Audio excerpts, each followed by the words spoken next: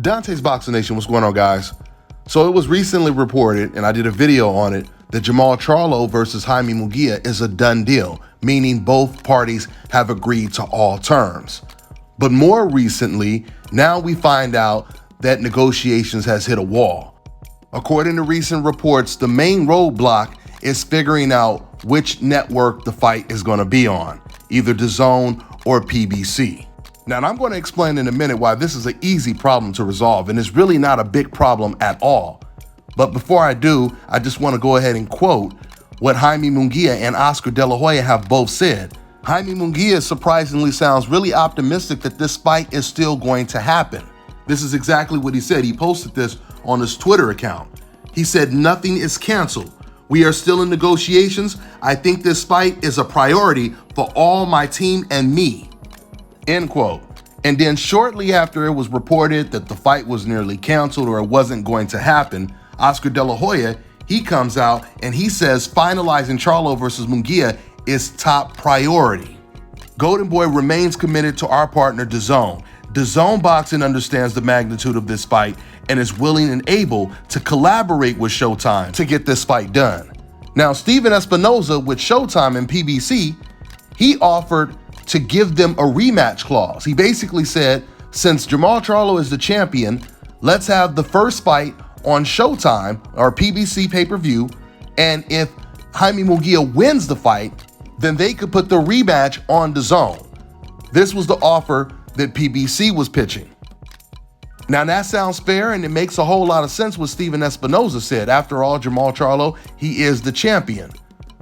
However, there's another way that this fight can happen to where we won't even have to worry about the networks fighting over who gets the fight, and that's if Jaime Munguia puts his foot down and he says, I want to activate my mandatory, let's take it to purse bid.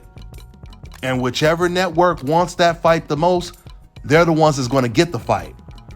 So, it really comes down to if Jaime Munguia really wants this fight. And the fact that Jaime Munguia just said that it is top priority for them to get this fight, it sounds like this is the fight he wants. I mean, after all, he already was offered to fight Janabek for the WBO title, right? For a vacant belt. He turned that down. And Oscar De La Hoya and Golden Boy, they said it makes no sense to basically pull a Ryan Garcia and keep fighting for interim titles when you're already the mandatory for the champion, because that was another option on the table.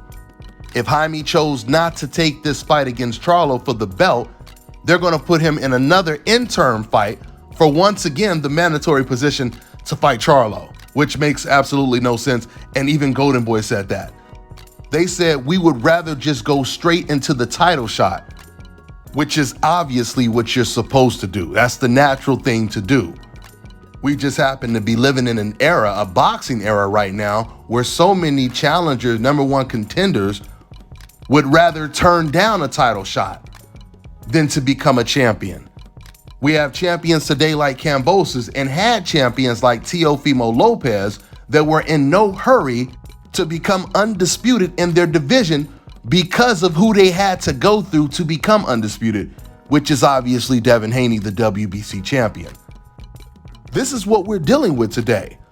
So unfortunately, when you have someone like Jaime Munguia who actually takes the title shot, it's like almost surprising to us. Like, wow, he's a mandatory and he's really going to fight for the title?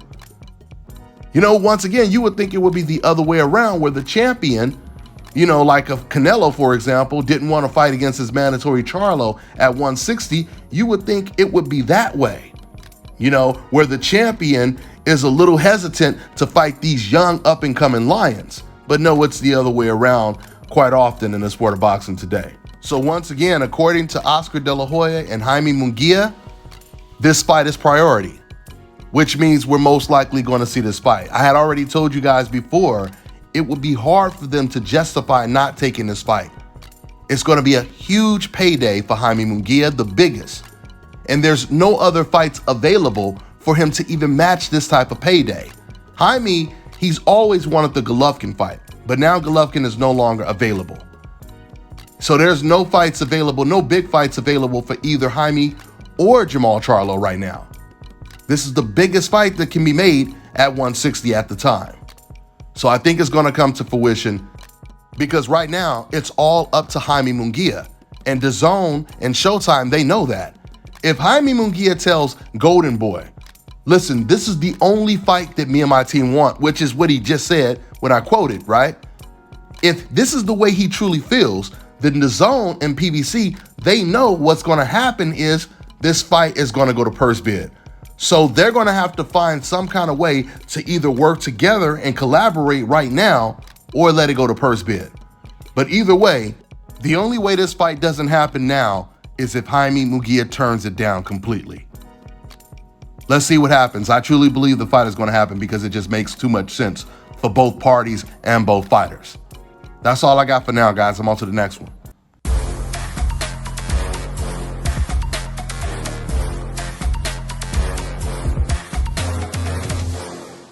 My name is Chris, and I'm all the way here from Anchorage, Alaska at Scalp Carolinas, and I'm here for my second treatment of SMP. Well, I was sitting at home one day and going over my Facebook page, and they have different, like advertisements popping up, and I saw one for SMP. And I saw some pictures of some guys, a before and after, and I was looking at that, and it caught my attention. So I Googled it. SMP, nothing showed up in my area. So, I did a little more research, and all of a sudden, Scalp Carolinas popped up in the web browser.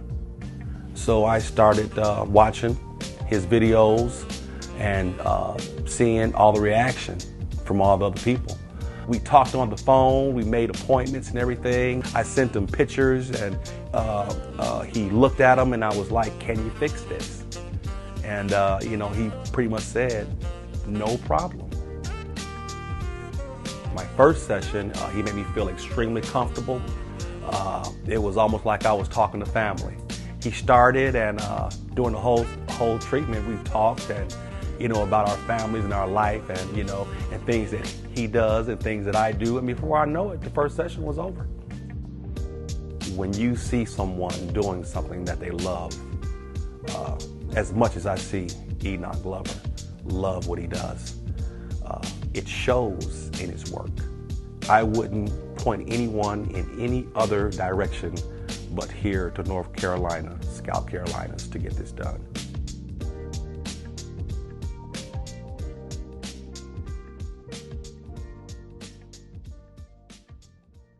All right, now check this out, guys. If you're looking to repair eczema scars, burns and bruises, dark spots and blemishes, then this right here is the perfect product for you guys. It's called Elo Deki Face and Body Oil. Athletes and top-ranking boxers, they're also using it after training to reduce swelling, inflammation, and to ease the pain. So get yours today. Go to elodeki.com, like them on Facebook, and follow them on Instagram.